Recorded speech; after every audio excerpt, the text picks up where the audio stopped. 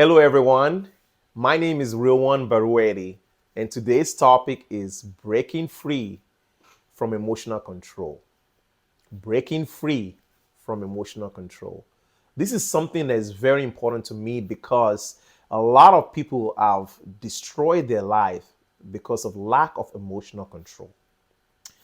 So, here's the deal, do not let somebody's opinion offend you or upset you. It's an easy thing to say, right? It's an easy thing to say, not to be offended by other people's opinion, because a lot of people have developed the skill of, finding the things that offend you and figuring out a way to say it. They say it in a way that will just get a rise out of you, right? So you have to do what they call a preemptive strike. You have to attack first.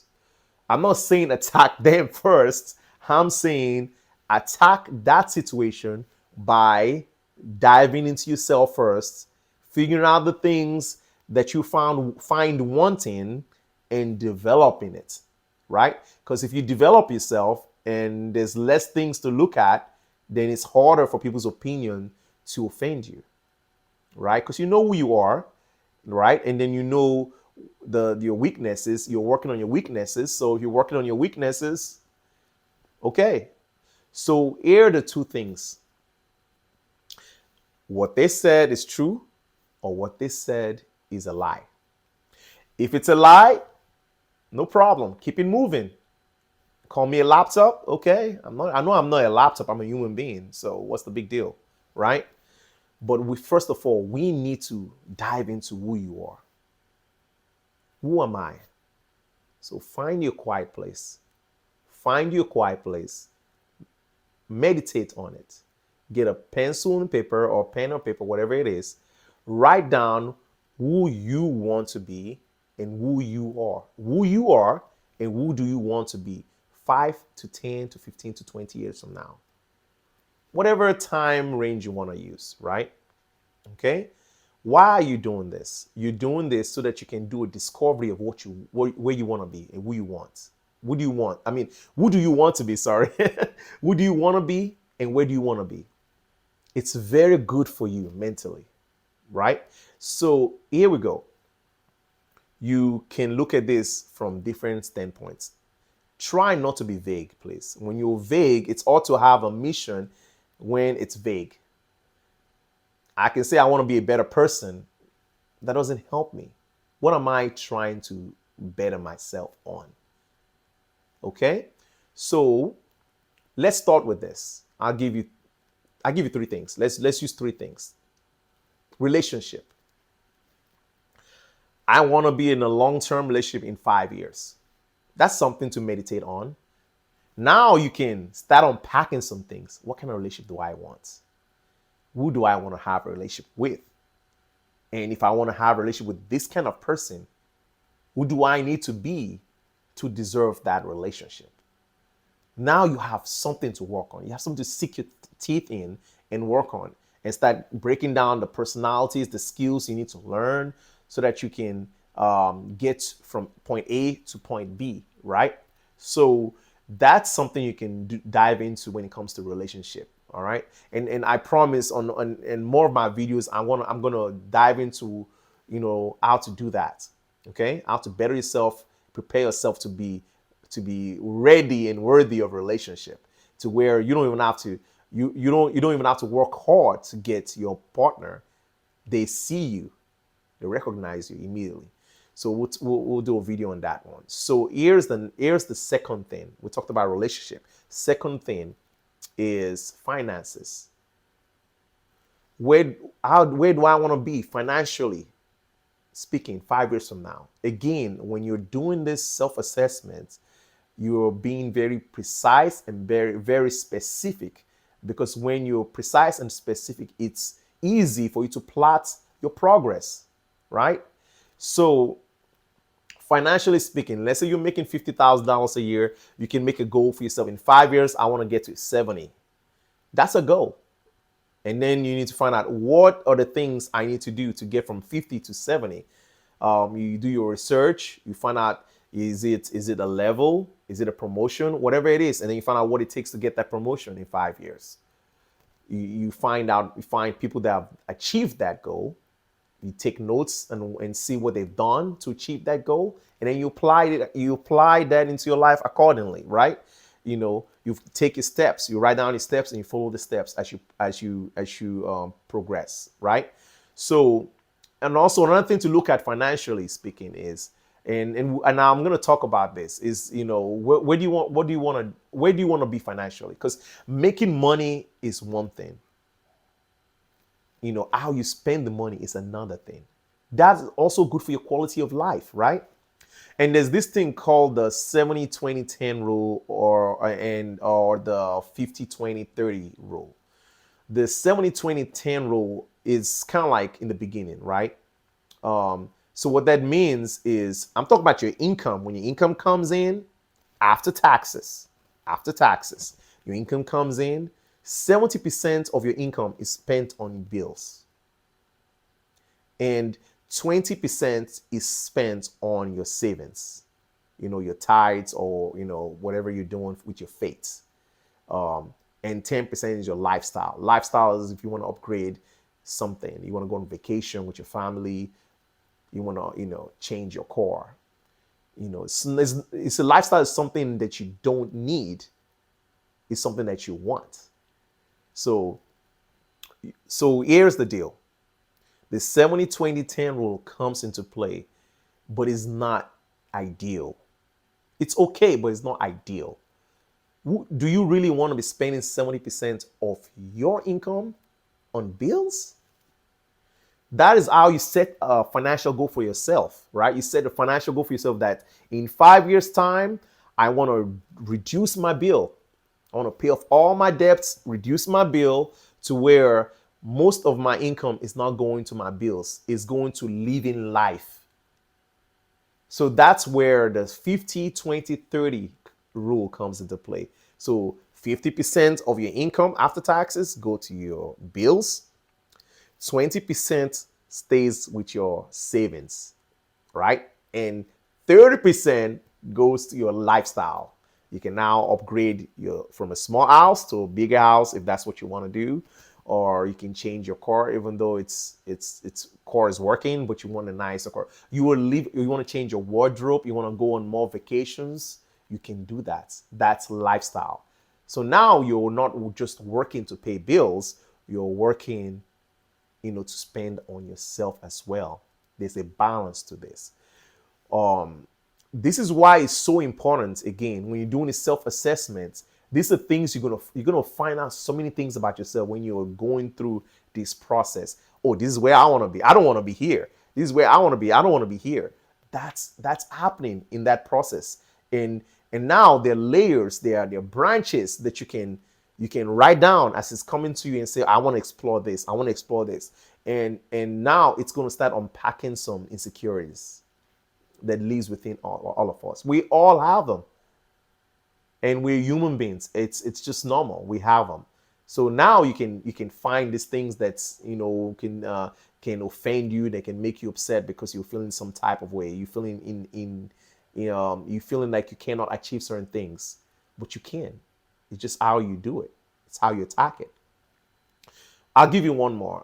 Self-improvement. When I talk about self-improvement, you can look at your personality, certain things about yourself that you need to improve.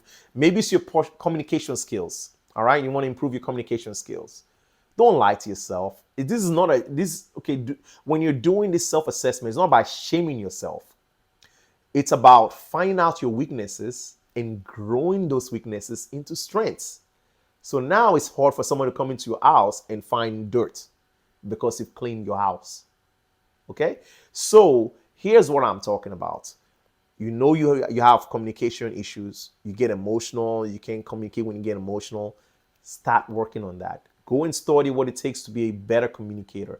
I will tell you, I've done a piece on communication. Check out my video on my YouTube channel. The communication it's basically about both sides understanding. It's not about you walking into the room and lecturing somebody and they just sitting there listening to you and you're just talking. You talk for 1 hour and then you leave. That is not being a great communicator. Because how do you know what you told them, they understand it?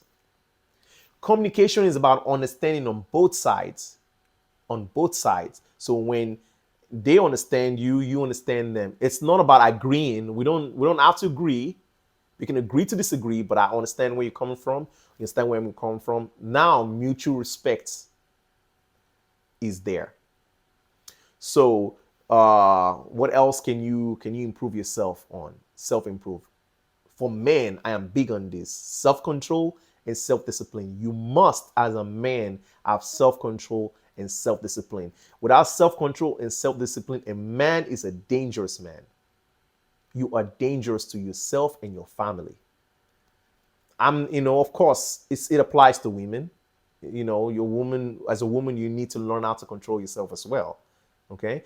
So again, when you're doing this self-assessment, it's about finding your weaknesses and making it and growing them into strengths and being reasonable in how you're doing it. You find your weakness, you find out what it takes to make them your strengths, and you write down the steps, you plot your graph. Okay? So now that takes us to the second part. What if what they told you was true? It's taken care of. It's taken care of because you did your self-assessment, you worked on yourself. Oh man, I found out you're a terrible communicator. You're the worst communicator in the world. You're not going to be offended because you're working on it. You're taking classes. And right now, in this moment, I'm taking classes on communication skills. So there's no need for me to be offended. I'm working on it. It's the things that you're not working on and you don't want to work on that will stir that emotion of I'm upset, I'm mad, right? So take that journey, please, so that you can become mentally strong. And you gotta understand this. When you work on yourself, especially in your things that pull negative emotions out of you, right? When you work on that, it makes you mentally tougher. It gives you the ability to handle situations, any kind of situation that can happen. So I gotta go into some reasons why it's important for us to control our emotions, to get hold of it, to take back control of your emotions and not allow people to control you emotionally with their words, right? Here we go. So here are the dangers. If somebody can control you emotionally, they can control your actions. It does not take a genius to know what people do when they're angry. We all know what angry people do. We know what people do when they're offended. We know. We've seen it. So that is the danger of allowing somebody's opinion to upset you, because that gives them the probability or the ability or increases the possibility of them controlling you. Because if they know they can say this and they see you react this way, they know they can say more and then so if I press this button, this leg moves. If I press this button, it's there. You can literally see them doing it. I mean, I have been privy to some situations where I've seen somebody purposely trying to get the rise out of people.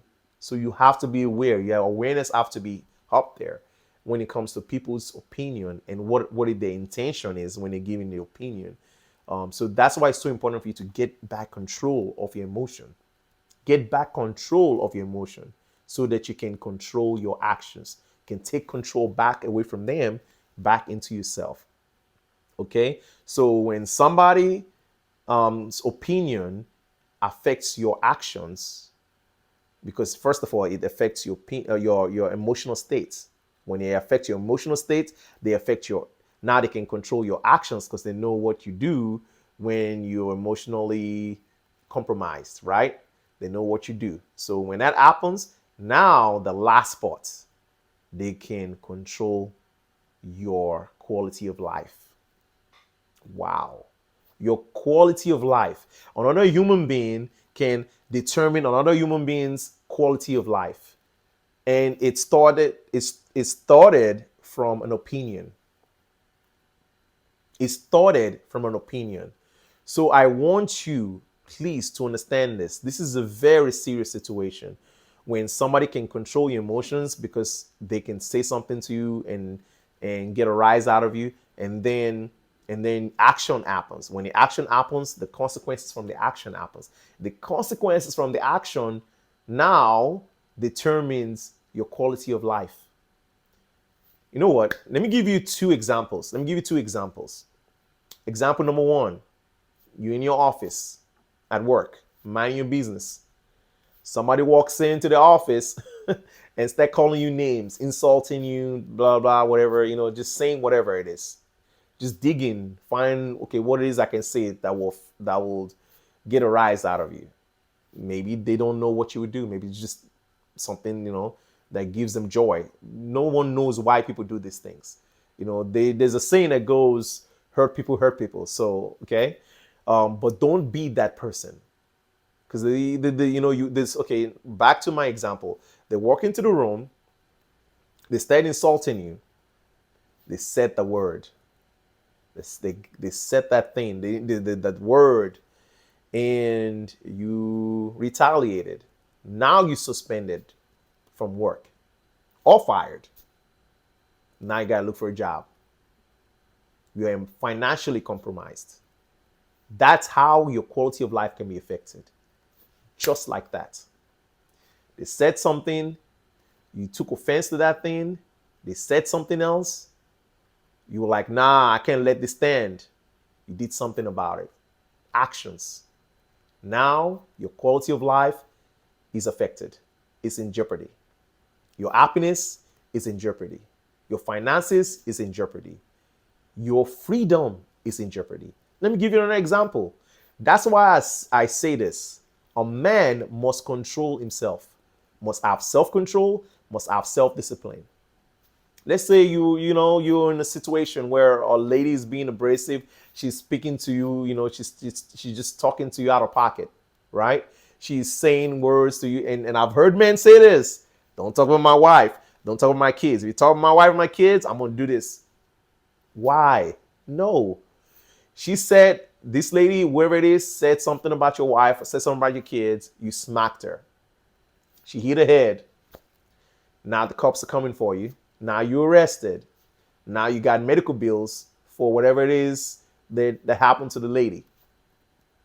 You may be fired because certain jobs have rules when it comes to who they hire in their workspace. Consequences, quality of life. So this is why this is so important for us, men and women, to get hold of our emotions. You see it on social media all the time. People losing their temper. And you think to yourself, this is a joke. This can't be real. Some of it is real. Some of it is real. Grown people literally losing control, losing their mind because they did not have a handle of this before they went out in the world.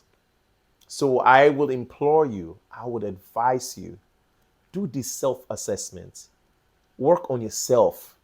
Find your weaknesses, things that bug you. Work on those things. Don't run away from it. We as human beings are always meant to be working on something till we leave this world. No one here is perfect. The same people that are telling you things, they have things too they need to work on. A lot of people are good at hiding their issues.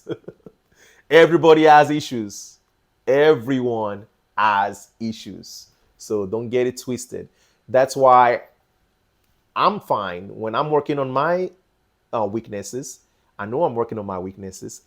I derive pleasure from achieving these goals that I'm setting. And now my confidence goes up because I am achieving the goals. I'm getting better here. I'm getting better here. I'm getting better here. I feel good about myself. I feel my value rising. I'm valuable.